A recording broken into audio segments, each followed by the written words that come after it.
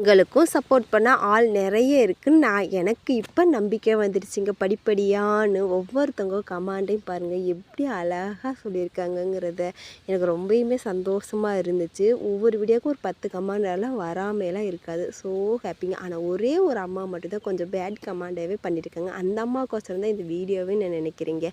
எங்கள் வீடியோ பார்த்துட்டு அதுக்கு சப்போர்ட் பண்ணுறதுக்கும் நிறைய பேர் எப்படி நல்ல கமாண்டாக தானே பண்ணியிருக்கிறாங்க. ஏன் இந்த அம்மாவுக்கு மட்டும் ஒரு அம்மா மட்டும் பேட் கமெண்ட் பண்ணிக்கிட்டே இருந்துச்சு.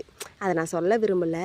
அந்த அம்மாவுக்கு ஆக்சுவலாக என்ன பிரச்சனைன்னு தெரியல. சப்போஸ் இவங்களுக்கு குறுகிய காலத்தில் இவ்வளோ பேர் சப்போர்ட் பண்ணுறாங்க, கமெண்ட் நல்ல விதமாக பண்ணுறாங்க அப்படிங்கிறனால அந்த அம்மா பேட் கமெண்ட் பண்ணுதா அப்படிங்கிறது எனக்கு தெரியலை. மேக்ஸிமம் 100க்கு 99% பேர் நல்ல கமெண்ட் தான் பண்ணியிருக்கிறாங்க. ஆனால் அந்த ஒரே ஒரு பர்சன்டேஜ் மட்டும்தான் பேட் கமெண்ட். அதான் அந்த ஒரு ஆள் மட்டும்தான்.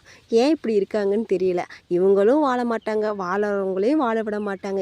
என்ன ஒரு எண்ணம் எனக்கு சத்தியமாக புரியவே இல்லை. ஏன் இப்படி பேசுகிறாங்க அப்படிங்கிறது எனக்கு இப்போ வரைக்குமே புதிராதாங்க இருக்குது. ஏன் இந்த நல்ல கமெண்ட் பண்ணுறவங்களுக்கெல்லாம் எவ்வளோ மனசு வந்து அவங்க எனக்குன்னு ஒரு டைம் ஒதுக்கி அவங்க நல்லா கமெண்ட் பண்ணிவிட்டு நல்லா வாழ்த்திட்டு போகிறாங்க. நீ மேல் வளரணுமா, எவ்வளவோ கமெண்ட் எல்லாமே பண்ணுறாங்க. ஏன் அதெல்லாம் உங்களுக்கு பார்த்தா தெரியவே தெரியாதா? அந்த அம்மாவுக்கு ரொம்ப கஷ்டமாக இருக்கும் போல். ஏன் இந்த பொண்ணு இப்படி பேசுது, ஏன் இந்த அம்மா இப்படி பேசுது அப்படிங்கிற மாதிரியே அவங்க மைண்டில் வச்சுக்கிட்டே இருக்கிறாங்க. என்ன பிரச்சனைன்னு தெரியல, எது பகையோ என்னமோ. அந்த அம்மா நான் முன்ன பின்ன கூட பார்த்ததில்ல. ஒரு அம்மா அப்படி பேட் கமெண்ட் பண்ணிக்கிட்டே இருக்கிறாங்க. எனக்கு இரிட்டேட்டிங்காக இருக்குது. பாவம் அந்த அம்மா பப்ளிக்காக எனக்கு பண்ண மாதிரி நான் அவங்கள காட்டி கொடுக்க விரும்பலை. யாரோ ஒருத்தர் 10ஓட 11 அப்படின்னு தான் நான் நினைப்பேன்.